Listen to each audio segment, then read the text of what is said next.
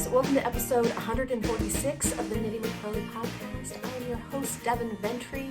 You can find me at KnittyMcPurly.com. I'm Devin at KnittyMcPurly.com if you want to email me. And I'm also Knitty McPurly over on Instagram. Welcome to the flood. Here is a picture of my back deck. This is just after one day of rain, and you can see that the kiddie pool has collected a lot of it. Oh my gosh, it has been raining like crazy.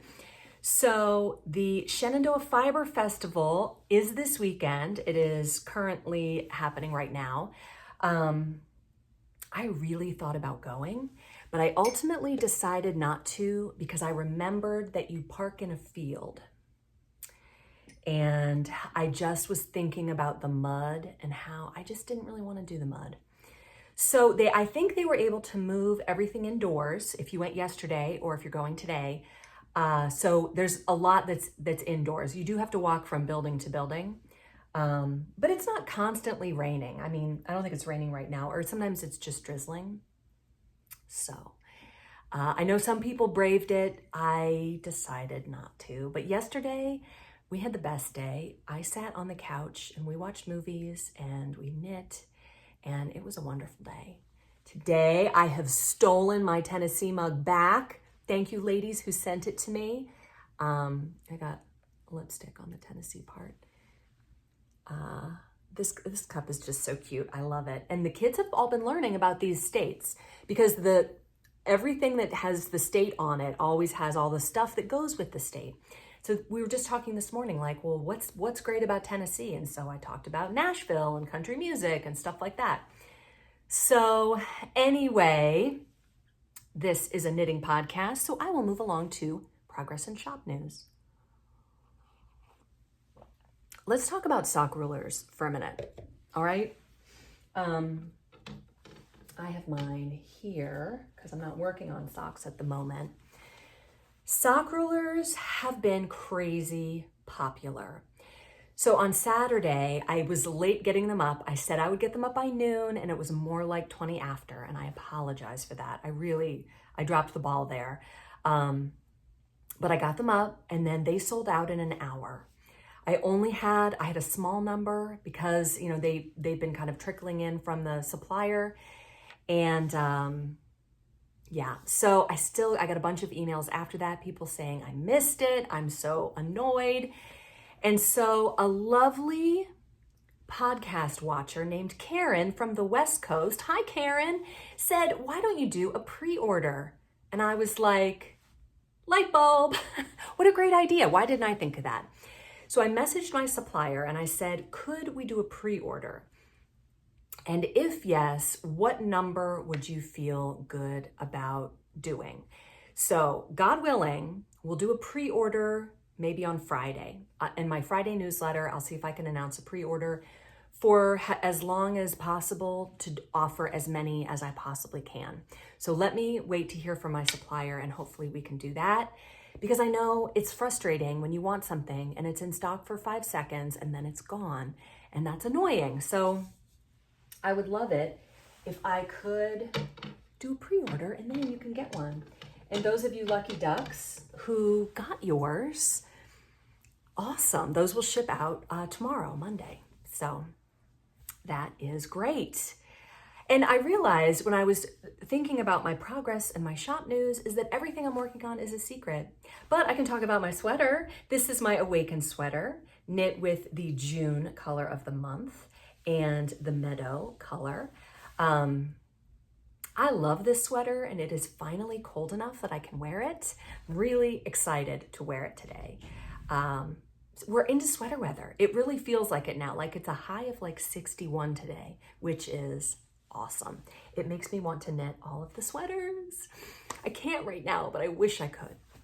So one thing I did knit yesterday, and I'll show it on the Charlotte Shows Off segment, is a project that I didn't want to do, and I totally phoned in. Like, I just was like, okay, how fast can I get this thing that I don't want to do done?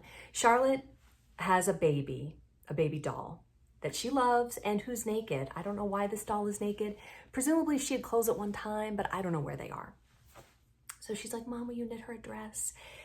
And I was like, okay. So, I mean, I just guessed at all of the shaping. I cast on 48 stitches, feeling like I had to get it over the baby's head. Like the baby has a big head and a small neck. So I'm like, this neck hole is going to be too big, but I have to get the dress over the head. So I did worsted weight yarn with the scrap that she found and size 11 needles because I just wanted it to get done quickly.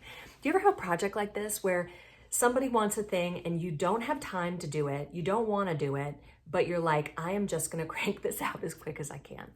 So cast on 48 stitches and I knit a little bit and then I split for the sleeves and then I knit for a little and I noticed the baby was kind of wider in the middle, so I increased a little. Then I noticed that her legs come out like turkey legs. So I just decided to make a big balloon, the skirt balloon out. So anyway, I totally phoned this dress in. The good news is that Charlotte loves it. The neck hole kind of comes down like this. And she's like, Mom, I love it. It's like off the shoulder. And now her baby is wearing something and she has been playing with her all morning. And yeah, so it was a win. It was a mom win, even though I really didn't want to. And I said, Charlotte, this is like your request for the week. Like, don't ask me to do anything else.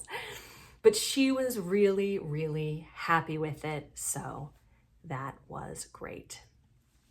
Okay, the Digory Knit Along. How is everyone doing? Digory Knit Along started, I think, 2 weeks ago.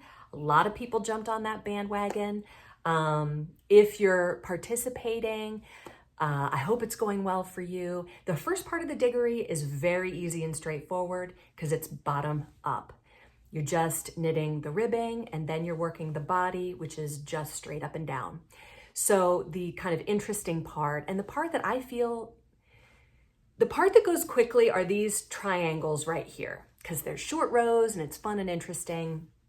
But there's, up the body, but then you have to knit the front and the back, which just has a little bit of shaping in it. And that's pretty basic too. So anyway, I hope it is going well for you. I counted and there are 28 more days of knitting in the Digory Knit Along. It ends on October 22nd, which is a Sunday. And at that point, I think on that same day, we're gonna start the Audrey Knit Along. This was requested by many of you, and Audrey is a great pattern. I think it's a great time of year to start it because it's a worsted weight sweater. It's a little bit short and the sleeves are a little bit short and it works up so fast. When I designed the Audrey, I designed it and knit it in 4 days. It's just really quick. I think we'll do probably, right before Thanksgiving, maybe we'll end that knit along. But there will be a sale by request of yarn and the pattern starting on October 13th. So the Audrey pattern and Knitty McPurly yarn to make the Audrey pattern will go on sale then if you want to do that. I also had a request for labels to go on the inside of your sweater. I do already have labels for the Digory Tee. If you want one of those, you can certainly go and order it now. In fact, if you want one, you should order it now because the prices of these things have gone up. And when I reorder those labels, the price is probably going to go up $1 or so. I think they're $3 now. They were really expensive when I ordered the Audrey ones. I was surprised. So those ones will probably be $4 when they go on sale. So Digory labels are available now. Audrey labels will be available for the sale starting on October 13th. If you ever just want to buy a label, like wait and add more stuff to your order. I talked about this a little bit last week where I like to be able to put whatever I want in the cart and have a nice flat rate of shipping. But if you only want to buy a label, it makes your shipping a little bit expensive. So wait until you get everything you want all at one time. That October 13th date would be perfect. But I do have, things that are going to come up before that too. So add it to an existing order so that you don't have to pay so much for shipping. I also have kits coming out in October. Still working on putting all the pieces of those together. So I'm not exactly sure when those will be coming out, but it would be nice if I could do it See, the Friday before the 13th is a Friday, but the Friday before that week is Gigi's birthday and Maggie's wedding. So I just don't think I'm going to be able to do anything that week. Probably everything is going to come about after that. We'll see. I don't know. I will let you know. Newsletter, podcast, I'll let you know when things are coming out. But the weather, you guys, it's so nice. It is so nice that it is cool outside because it's starting to feel like fall. And just as a reminder, the September color of the month is still available. This is a very autumnal feel of a color with the Basque and the Poirot and the Morel, kind of inspired by my Faucette in these 3 colors.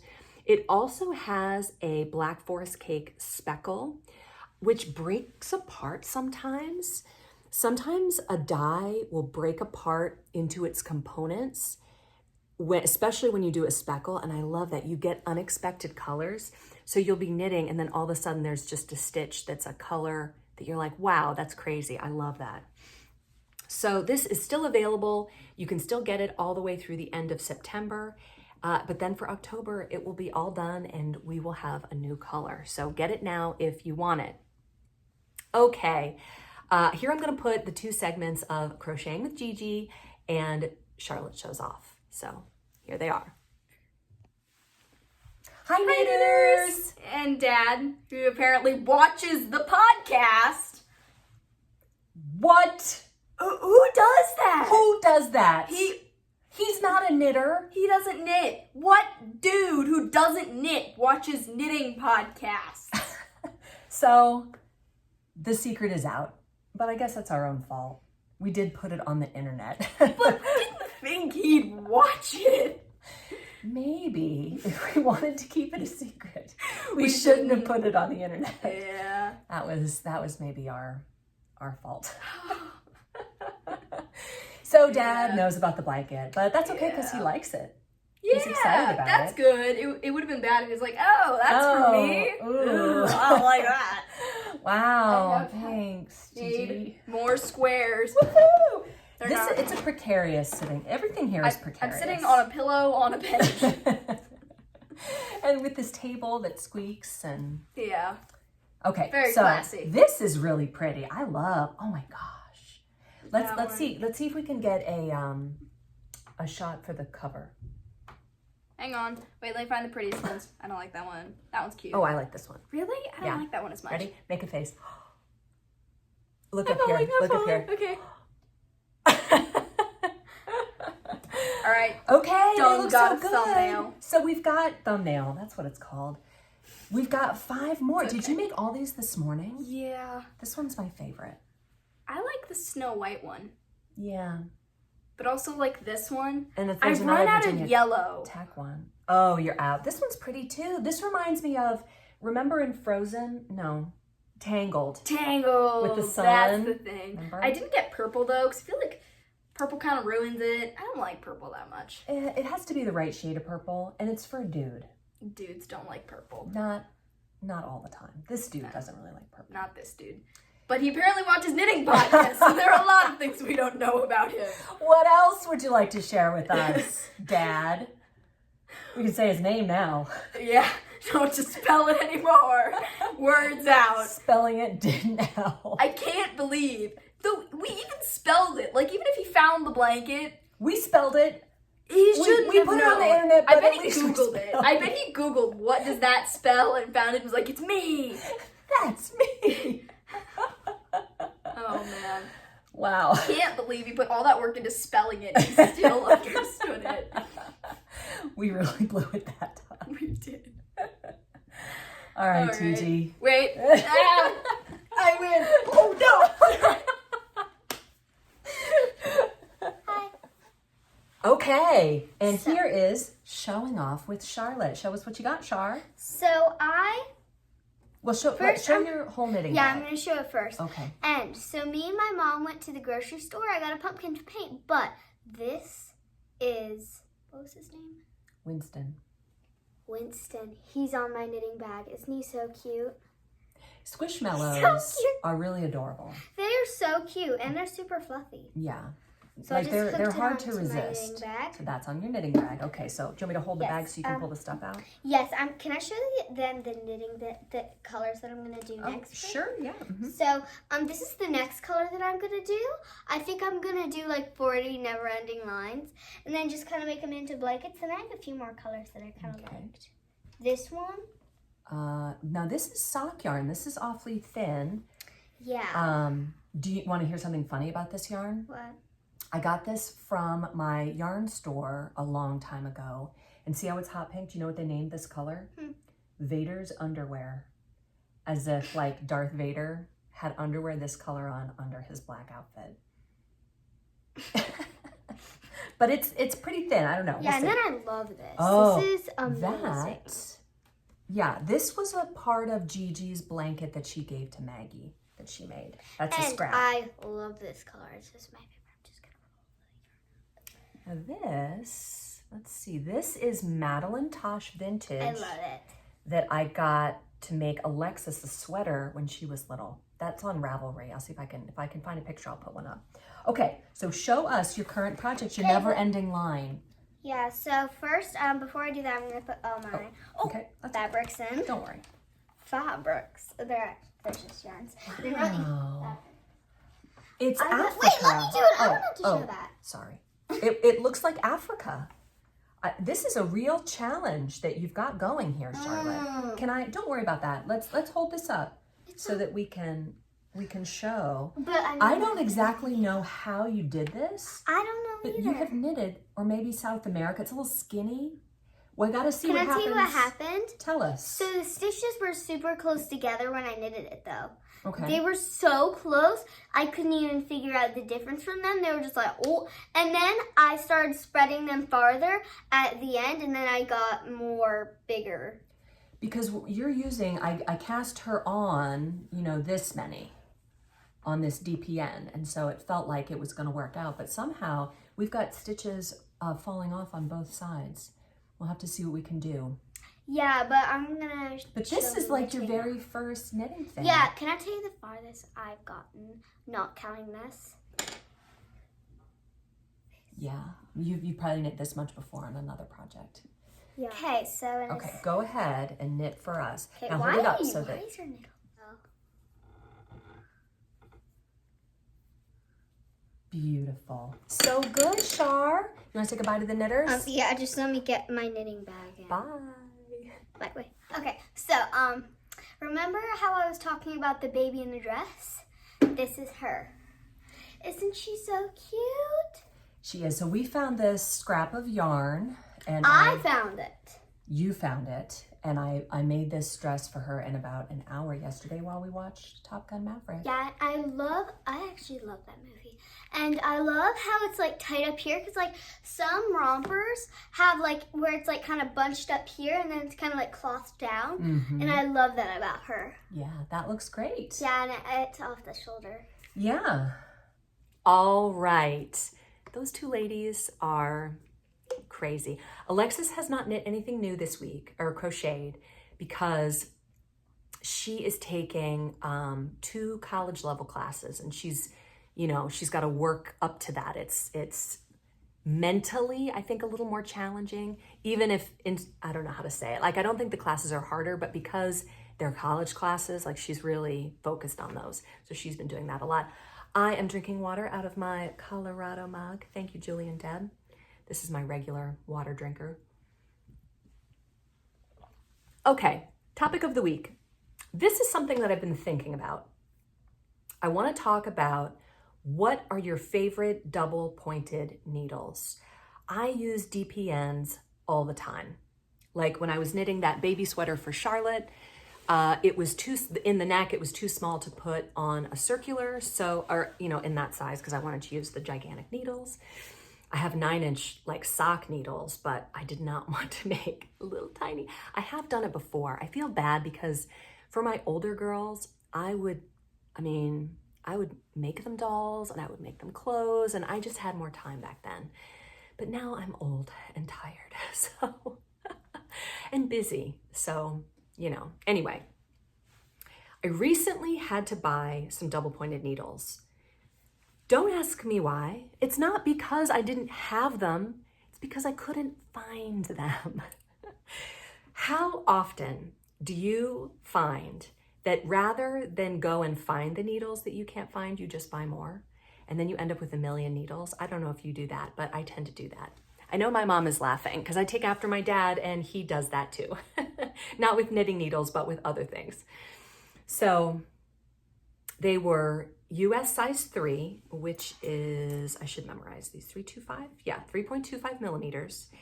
And I have plenty. I think I have 2 sets of US 3 DPNs, but they were in other projects or they were in a knitting bag somewhere. And I just wanted more. Like I wanted to have plenty. So I got online. I tend to order my needles from Amazon. Just tends to be where I order them. And I ordered these Knitter's Pride Zings, which are very pretty, but I had a lot of opinions about them. And so I thought, why don't I talk about my favorite double pointed needles? Now I have definitely not tried all of them. There are lots of them out there. I can only speak to the ones that I have tried, but I have ranked them in order of goodness. So let's go ahead and start with the worst and we'll lead up to the best. I have 5 double pointed needles that I have worked with before. Now, the worst ones, easily the worst ones, are the ones that you get on Amazon where it's like a pack of every single size of needle for like $8. Okay, and they come and they look like this. I've got them in this little cup here, but they didn't come in there. There's also some blocking wires in there for swatches, but just ignore those. So these have been, you know, stamped badly in the Chinese factory where they were made. They look fine, but they are not smooth. And that is annoying. I think they're bamboo. Looks to me like bamboo. And they are just very, very grippy. Now, I bought them and I have them. I haven't thrown them out. Like I keep them. They're not worthy of garbage. They're better than garbage. They are good if there is a situation where you're stuck and you really need a needle because you can only find a certain amount of your good ones and you just need one more, or it's a size you almost never use, so it's not worth buying a good set. These are nice to have for that reason. So, I mean, I would recommend, because they're very cheap, like if you go on Amazon, and I bought these years ago, but surely there's a million different, you know, cheap Chinese Amazon bamboo needles that you can get just as a backup. Those are good as a backup, not really good for anything else.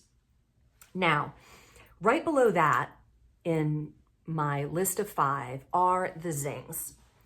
And I feel like they're by Knitter's Pride, which is a brand that I think is good. But they look very pretty. They're very nice. The information, I don't know if you can see that, is printed on there very nicely. It's very easy to read. But in my humble opinion, these rank 4th because they commit the mortal sin of DPNs. They're too heavy. Like, I feel strongly that the worst thing that a double-pointed needle can be is too heavy. Like, it will literally just slide out of the work because they're too heavy. And that's ridiculous. I just hate that about them. So I would not buy these again. I think that I do use them because, like I said, they have some good qualities, but their mortal flaw is that they just weigh too much. So they are off my good list. I just wouldn't buy them again.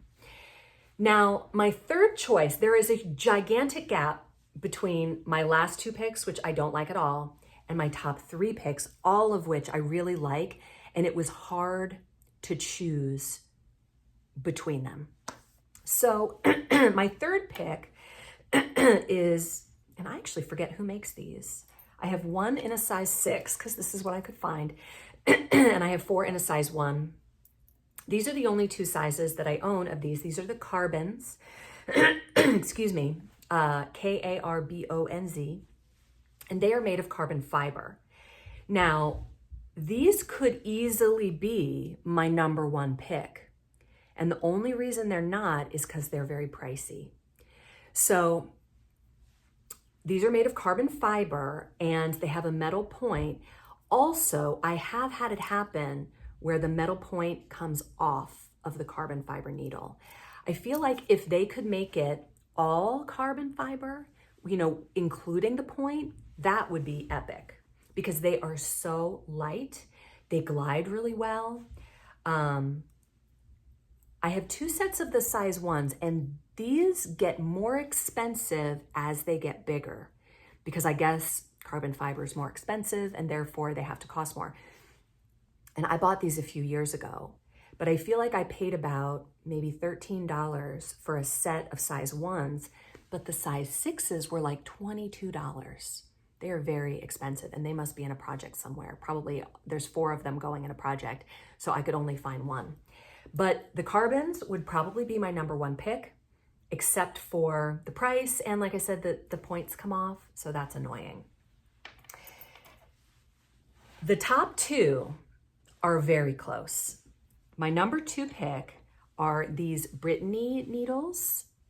This is a size 10, and these are made in the US, and they're very light, all one piece. The only thing about these that I don't love, and I have these in 2 sizes. I have the 10 and what's this? See, this is a this is a US 9, 5.5 millimeters. Now the printing on here is so light I can barely read it. Now this one looks really good though. So these are really nice and that they're very light, but they are not super pointy. But I do really like them. I like these a lot. And if you would have asked me before I looked it up on the internet, I would have said I thought I got these on Amazon, but Brittany Needles does not sell their product in any kind of big box store. You have to get them at your local yarn store, or I could even become a distributor. Like I was looking into that, I was like, ooh, that sounds really cool, because I really do like these. I think they're really nice. The only thing I don't love about them is that the point is not that pointy. So it depends. I do tend to kind of push on the point, so it's nice to not get speared when I want to do that. But if you wanted a pointier needle, then you would go with my number 1 pick, which is like my number 4, made by Knitter's Pride. And I have a lot of these. These are the Knitter's Pride wooden needles. Whoop, dropped one. And these are great. They have a nice pointy point. They are made of wood, and each size is a different color. And you'll see like these 11s are green and they reuse the green for the 4s, but you can tell an 11 from a 4. But like, you know, 5, 6, and 7 are not the same color, so they don't get mixed up. These are my go-to double pointed needles. I think these are just great. So yeah, these were the ones I could find. Yeah, and I keep them in my cup here. And so I keep all my good DPNs in this cup, and then the crummy ones have their own cup. So that is my ranking system. I love those wooden Knitter's Pride ones. I think they are great, but I think Knitter's Pride kind of dropped the ball on the zings. So please leave me a comment, and we will talk more about this next week when I read your comments on what your favorite double pointed needles are. Because like I said, these are the ones that I've tried, but I know that there's others out there. So if there's any that you particularly love that you want to share, let me know. Does ChowGoo make double pointed needles? I love their circular needles because their cable is the best in my humble opinion. But I don't think I have any DPNs by them. It doesn't really make sense though that they wouldn't have them. I don't know. All right, moving right along to the comments section. Today, I'm going to combine comments, and so here's what happened. Because so many people left me great story comments. So let's read through these because they are wonderful. All right, So Beautiful says, so I'm thinking 2 designers in the Knitty McPurly family. Alexis can join you in designing her own crochet patterns. She is extremely talented. Yes, she is. Thank you so much. I appreciate that. I think I like her pumpkins better than any others I've seen so far. Me too. They are gorgeous. I had one little girl at the school where I worked who I taught crocheting to. She practiced when she got home, and it started going quite organic, like your littlest knitter's white creation. Kind of Africa, South America looking. As she went on, she realized that it looked like a kitten's face. By doing, she figured out shaping and came back after the weekend with an adorable and very realistic looking crocheted stuffed kitten. I was floored. She had only been shown chain stitch and single crochet.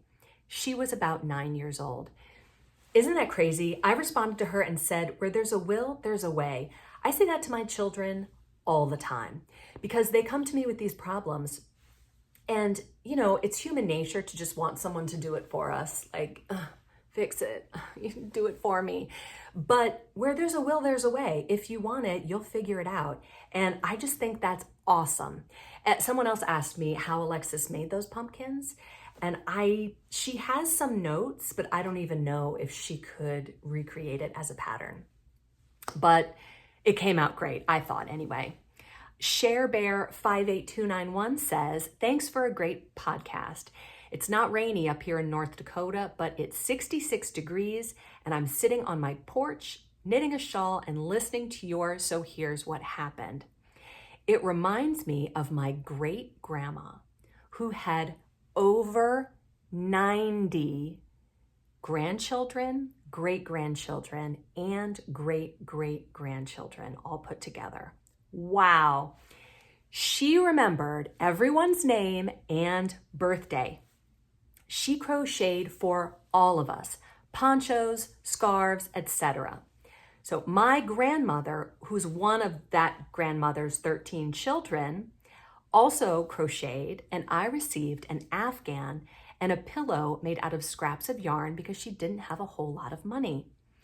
Even the pillow was stuffed with plastic bags. It crunched every time you put your head on it, but I loved it because she made it just for me. Thanks again for your podcast and your amazing yarn and patterns. Isn't that a great comment? What a woman. 90 children, no, not children, grandchildren, great-grandchildren, and great-great-grandchildren. Oh my gosh, crazy. Mrs. Krupa 1 says, my baby blankets were all acrylic. My great-grandparents were very frugal and farmers and didn't have access to much more than what the Walmart and 5 and dime stores sold. So true. I feel like back then you had the choice between scratchy acrylic or scratchy wool. I think it was hard to find really fine, soft wool back in the day to knit with. I mean, clothiers, people who made cloth probably had, access to stuff like that. But, regular people trying to find yarn, I think had a hard time finding it. We really live in a time where you can get pretty much whatever you want, which is kind of amazing.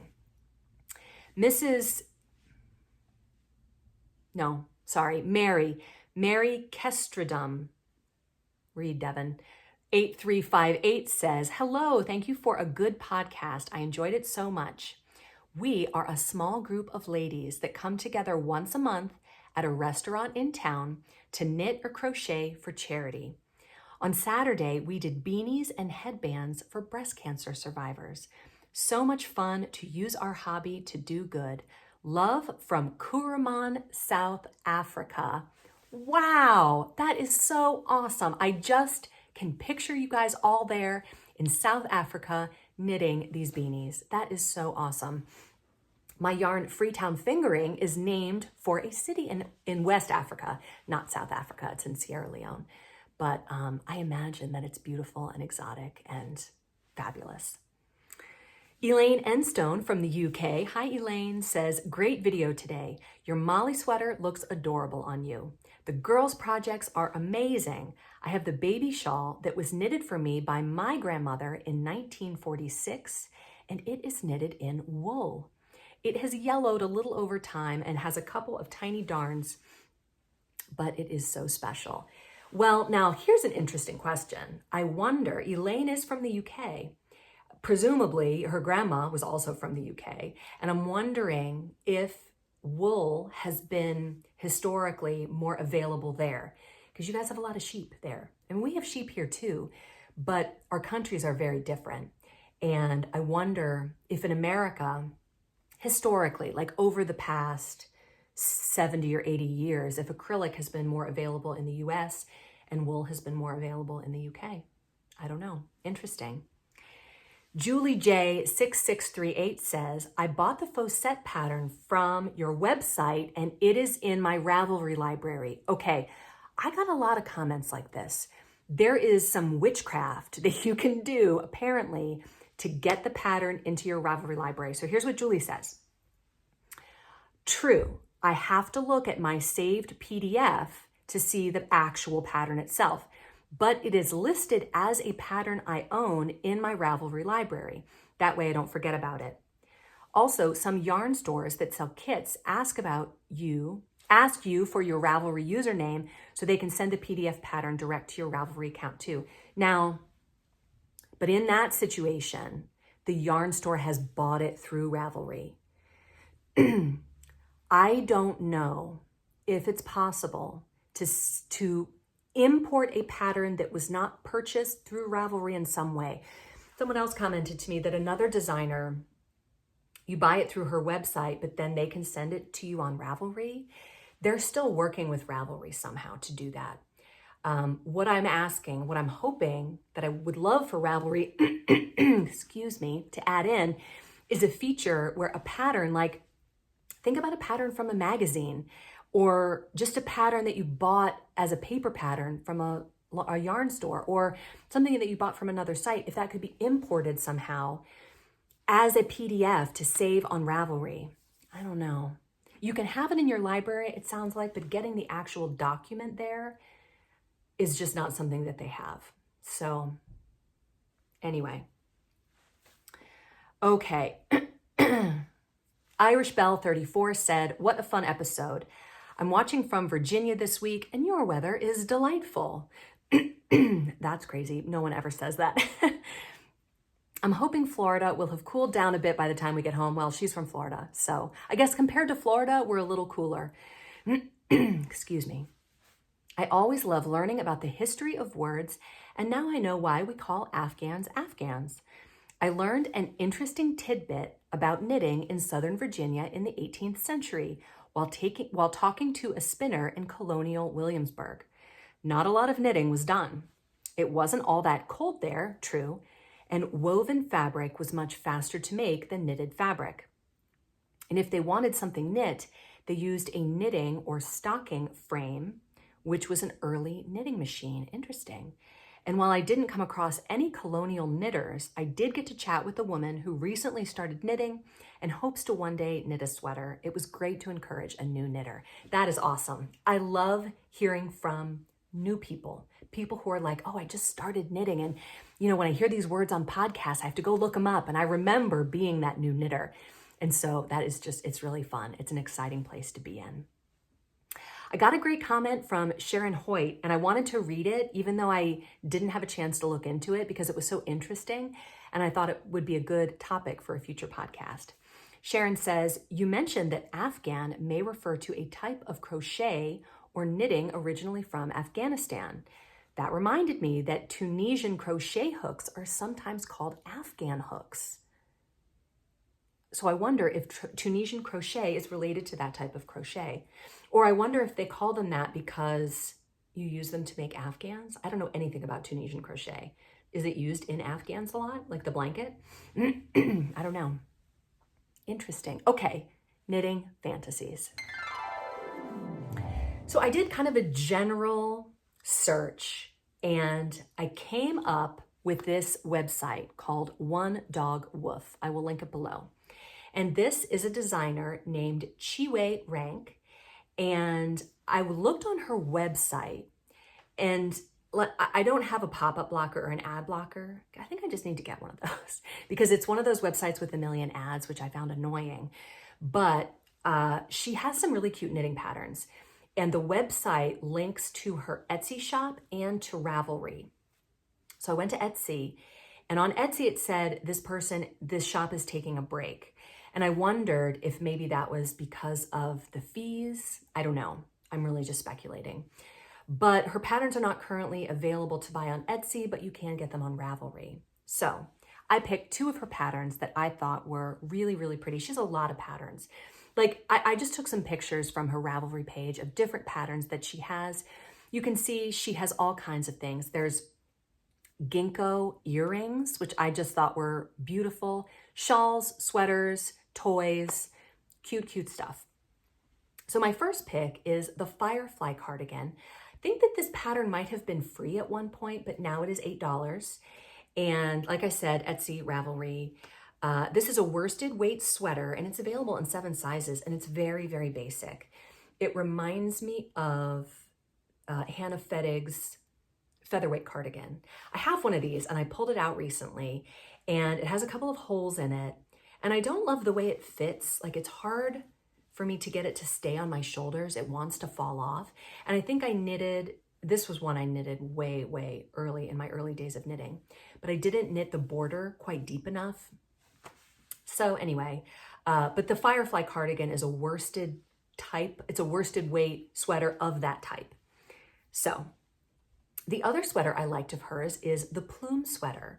Oh, the Firefly cardigan is worked with Lion Brand jeans yarn, and this plume sweater is worked using a Knit Picks yarn. So she likes to design in very affordable yarn, which is really nice if you're making a sweater, because a lot of times you need a lot. So it can, you know, an indie dyed sweater can add up quick. So whenever, and you know, do it if you want, if your means allow, definitely. It's great to have indie dyed sweaters. But someone told me at the retreat, we were talking about the cost of yarn, and someone told me, it was actually a topic of wide conversation, that Andrea Mowry had a sweater that if you made that sweater using that yarn, it cost like $600. And I was like, that's insane. Like, that's just crazy. But I don't know. I feel like if I really want it, I don't mind spending $100 or $150 on yarn. I mean, honestly, there are things I feel guilty spending money on, but yarn just isn't one of them. But if I was a newer knitter, or if I was knitting something I wasn't sure about, or I wanted to try out a stitch pattern or something, I would definitely go with a more economical yarn. So I think this designer is great. Definitely go check her out. And yeah. All right, knitters. I'm headed for the couch. I think we're watching, I don't know what we're watching today. We're going to find a movie that hopefully works for everybody. We have a lot of ages in our family, so it's hard to find a good movie. I'll take movie recommendations too, if you have any of those. All right, guys, enjoy your knitting. Have a wonderful weekend. See you next time. Bye.